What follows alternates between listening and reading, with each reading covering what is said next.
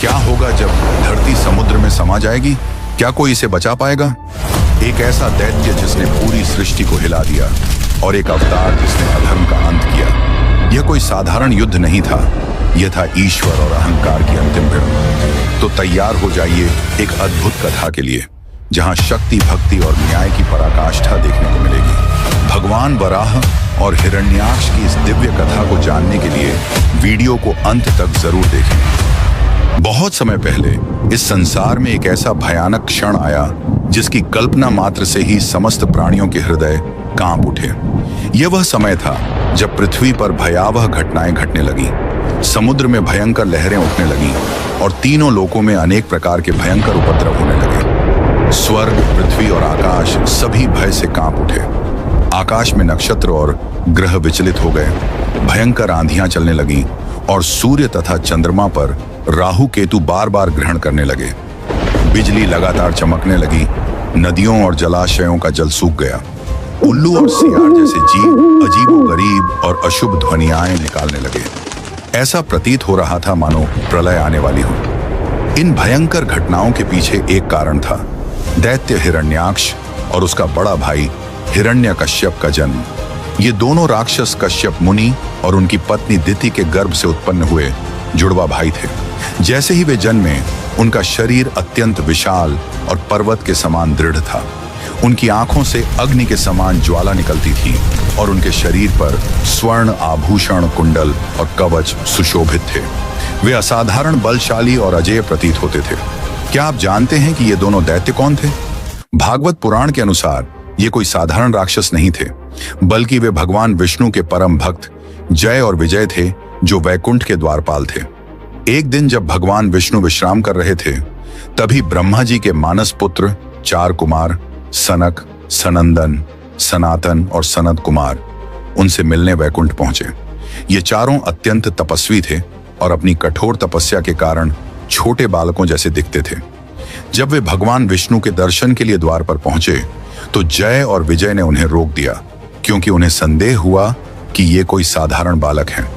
इससे चारों कुमार अत्यंत क्रोधित हो गए और उन्होंने जय और विजय को श्राप दे दिया, तुम दोनों को अपना देवत्व त्याग कर मृत्यु लोक में जन्म लेना होगा।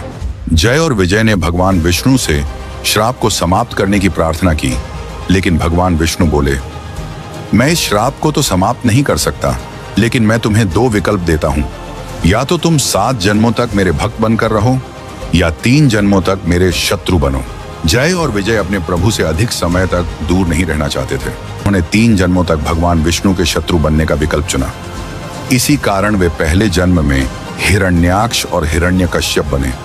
धरती पर जन्म लेने के बाद हिरण्याक्ष और हिरण्यकश्यप ने समस्त संसार को अपने अधीन करने की ठान ली।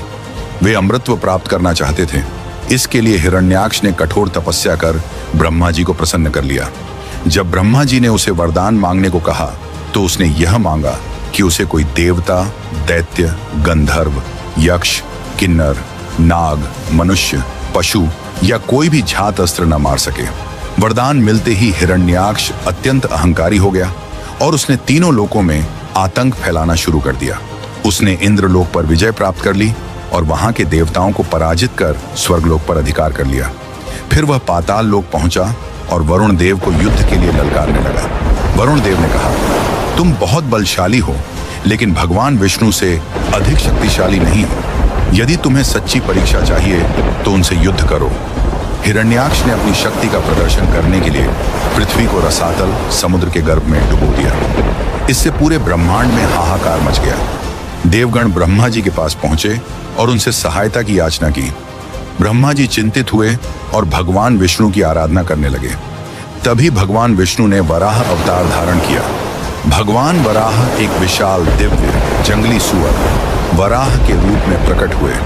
उनका शरीर पर्वत के समान विशाल था, उनकी चमक सूर्य के समान तीव्र थी और उनकी अहंकार से दिशाएं गूंज उठी। वे अपने विशाल दांतों में पृथ्वी को उठाकर रसातल से बाहर निकालने लगे। जब हिरण्याक्ष ने देखा कि भगवान वराह पृथ्वी को बचाकर ले जा रहे हैं, तो वह अत्यंत क्रोधित हो गया और उन्हें ललकारने लगा, अरे पशु, तू पृथ्वी को कहां ले जा रहा है? इसे ब्रह्मा जी ने हमें दिया है। आज मैं तेरा अंत कर दूंगा। भगवान वराह ने पहले तो उसकी बातों को अनसुना किया, लेकिन जब वह बार बार उन्हें ललकारने लगा तो भगवान को क्रोध आ गया। उन्होंने पृथ्वी को समुद्र के ऊपर स्थापित कर दिया और फिर युद्ध के लिए तैयार हो गए। हिरण्याक्ष और भगवान वराह के बीच भीषण युद्ध हुआ। हिरण्याक्ष बार बार माया की शक्ति से खुद को अदृश्य कर लेता, कभी अचानक प्रकट होकर हमला करता तो कभी जोर जोर से हंसता और डरावनी आवाजें निकालता। उसने हड्डियों और रक्त की वर्षा तक कर दी, लेकिन भगवान वराह अविचलित रहे। उन्होंने अपने प्रचंड पराक्रम से हिरण्याक्ष को पराजित कर दिया। अंततः उन्होंने अपने सुदर्शन चक्र का प्रयोग कर हिरण्याक्ष का वध कर दिया। जैसे ही हिरण्याक्ष का वध हुआ, देवताओं ने आकाश से पुष्प वर्षा की और भगवान वराह की स्तुति करने लगे। संपूर्ण ब्रह्मांड में पुनः शांति स्थापित हो गई। इस प्रकार भगवान विष्णु ने अपने वराह अवतार से पृथ्वी की रक्षा की और हिरण्याक्ष के अत्याचारों का अंत किया।